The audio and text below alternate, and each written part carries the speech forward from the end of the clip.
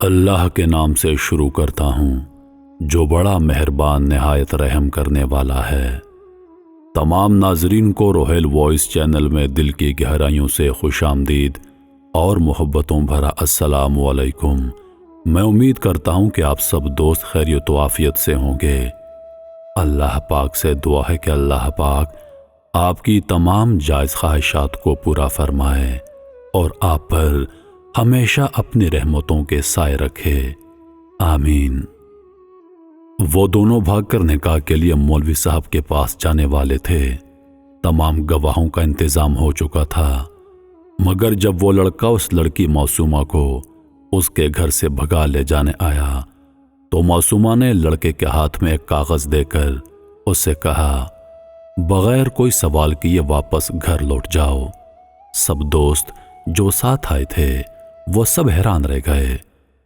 بہت تلخ الفاظ میں لڑکی کو تانا دینے لگے، مگر وہ دروازے سے باہر نہ ہوئی اور کہا، دنیا میں اکثر لوگ اس لیے برباد ہوتے چلے جاتے ہیں کیونکہ وہ مکافات عمل کی چکی میں پھنسے رہتے ہیں۔ عمل در عمل ہوتا چلا جاتا ہے، مکافات کی چکی چلتی رہتی ہے، رکتی نہیں۔ ایسے میں وہی چند دانے پیسنے سے بچ جاتے ہیں جو شروعات پر ہی سخت جاں بحق ہو جائیں۔ مکافات کی چکی رکتی نہیں، اس پر سے اتر کر ہی عمل روکا جا سکتا ہے۔ یہ سن کر وہ لڑکا واپس گھر لوٹ گیا۔ گھر پہنچا تو دیکھا کہ اس کی والدہ محترمہ جو کہ دل کی مریضہ تھی وہ بے ہوش پڑی تھی۔ یہ وہ لڑکا ہے جس کے سر پر باپ کا سایہ نہیں، جس وجہ سے دنیا بھی اسے شروع سے کہہ رہی تھی کہ بگڑ جائے گا، کوئی گل ضرور کھلائے گا۔ اس وقت نظر کے سامنے ماں کو اس حال میں دیکھ کر کانپ اٹھا اور آوازیں اس کے کانوں میں گونجنے لگیں۔ ماں کو ہسپتال لے جا کر ایڈمٹ کروایا۔ کچھ وقت بعد ڈاکٹر صاحبہ نے آ کر کہا کہ اللہ کا شکر ہے کہ تم وقت پر ان کو یہاں پر لے آئے، ورنہ ان کی جان بچانا مشکل تھا۔ یہ سن کر اس کے خیالات پر خاموشی چھا گئی اور کہنے لگا، آج اگر وہ محبت نہ ٹھکرائی جاتی تو شاید وہ اس شفقت اور محبت اور سکون کو اور اپنی ابدی جنت کو ہمیشہ کے لیے گوا دیتا۔ وہ بولا، الحمدللہ۔ پھر اس کے ذہن میں سوال آیا کہ اس بات کا اندازہ اس لڑکی کو کیسے تھا۔ اس نے معصومہ کو کال کی اور سب حالات سے آگاہی دیتے ہوئے سوال کیا، مجھے تو لوٹ آنے کا فائدہ ہو گیا، مگر تم نے یہ 4 سال پرانی محبت چند سیکنڈ میں کیسے موڑ دی؟ تمہیں کیا مسلط دکھائی دی؟ کس بات پر یہ کڑوا گھونٹ بھرا؟ معصومہ کچھ دیر خاموش رہی اور پھر کہا، وہ کاغذ جو میں نے تم کو تھمایا تھا وہ میرے مرحوم ماں باپ کا خط ہے جو دادا ابو سے لی گئی ابو کی ایک ڈائری میں مجھے ملا۔ اس میں تمہیں جواب مل جائے گا۔ فون کاٹ دیا گیا۔ لڑکا دوڑا ہوا گھر کی طرف گیا جہاں پر غصے میں اس نے وہ کاغذ گرایا تھا۔ کاغذ ڈھونڈا، اس نے کاغذ اٹھایا تو پڑھا۔ ایک عجیب سی کیفیت میں مبتلا ہو کر رہ گیا۔ معصومہ کے والد محترم جو اپنی بیگم کے ساتھ ایک حادثے میں ہلاک ہوئے تھے، انہوں نے اس کاغذ میں اپنی ایک غلطی کا اعتراف کیا تھا جو معصومہ کے دادا جان کی معذوری اور دادی کی موت کا سبب تھا۔ معصومہ کے والد محترم نے لکھا، میری بربادیوں اور اضطراب کا سبب یہ ہے کہ میں نے اپنی 9 سالہ منتظر محبت کے پہلو میں وقت بتانے کے لیے 24 سالہ شفقت و محبت کے آنگن کو چھوڑا۔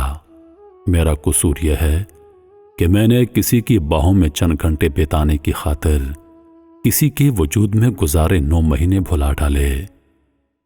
میرا قصور یہ ہے میں نے ایک دنیا کی حور سی لڑکی کی محبت میں ان قدموں تلے زمین نہ رہنے دی جن میں ایسی جنت خدمت کا تقاضا کرتے ہوئے میری منتظر تھی، جہاں اس لڑکی سے ہزاروں درجے زیادہ خوب اور پاکیزہ حوریں مجھے مل سکتی تھیں۔ میں نے جنوں کی خاطر سکون ٹھکرایا، میں نے ظاہر کی خاطر باطن جھٹلایا، مکافات کا پہیہ گردش میں لایا۔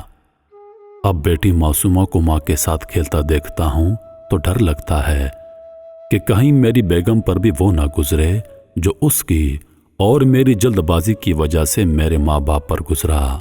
دعا ہے کہ اللہ کریم بی بی زہرا پاک رضی اللہ عنہا کے صدقے میری معصوموں کو مکافات کی زد میں آنے سے بچائے۔ اللہ کریم نے یہی دعا سن کر شاید مکافات کا پہیہ روک دیا۔ میرے محترم عزیز دوستو، کہانی کو بیان کرنے کا مقصد دور حاضر کے مجنوؤں کو یہ بات واضح کرنا ہے کہ کسی کے ساتھ گزارا ہوا طویل تر عرصہ محبت بھی اس محبت و خلوص اور وقت کا مقابلہ نہیں کر سکتا جو ہم نے کسی کے وجود میں بتایا۔ اگر اس حقیقت سے رخ پھیرا جائے تو کئی نسلیں اس بربادی کے زیر اثر ہوتی چلی جاتی ہیں، اور ہاں، اگر ہر بار قدرت مکافات کے عمل کو دہراتی ہے تو صرف اس کو قصوروار نہیں ٹھہرایا جا سکتا، کیونکہ انسان اپنے نفس کی اصلاح اور خواہشات پر قابو پا کر اس پہیے کی گردش کو روکنے کی کوشش بھی کر سکتا ہے۔ عزیز دوستو، یاد رکھیے، جیسی کرنی ویسی بھرنی، جیسا بوؤ گے ویسا کاٹو گے۔ زندگی آٹھا ہے، جہاں پر تم نے کسی کے ساتھ زیادتی کی، جہاں پر تم نے جو برا کام کیا، کل کو لوٹ کر تمہارے پاس آئے گا۔ اور کہتے ہیں کہ زنا ایک قرض ہے جو تمہاری اولاد کو چکانا پڑے گا۔ عزیز دوستو، سوچئے گا ضرور۔ اللہ پاک ہم سب کو سمجھنے اور نیک اعمال کرنے کی توفیق عطا فرمائے۔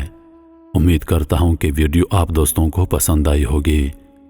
مزید ایسی ویڈیوز دیکھنے کے لیے ہمارے چینل کو سبسکرائب کر دیں اور ساتھ میں موجود گھنٹی کے بٹن کو ضرور دبا دیں تاکہ ہماری ہر نئی آنے والی ویڈیو سب سے پہلے آپ تک پہنچے۔ مجھے دیجیے اجازت، سانسوں نے وفا کی تو اگلی بار ایک اور ویڈیو لے کر آپ کی خدمت میں حاضر ہوں گا۔ تب تک کے لیے خدا حافظ۔ اللہ پاک آپ سب کا حافظ و نگہبان۔ ہنستے رہیے اور ہمیشہ مسکراتے رہیے۔